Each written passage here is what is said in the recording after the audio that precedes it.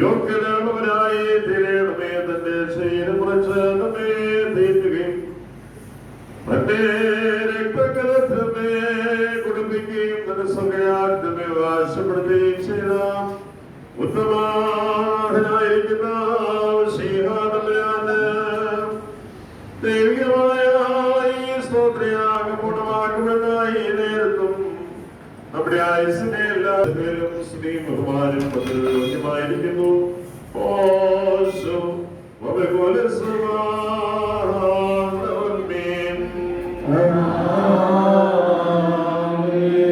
എല്ലാവരും പ്രാർത്ഥിച്ച് താഴ്ന്ന അനുഗ്രഹങ്ങളും മനോഗുണവും യാചിക്കണം.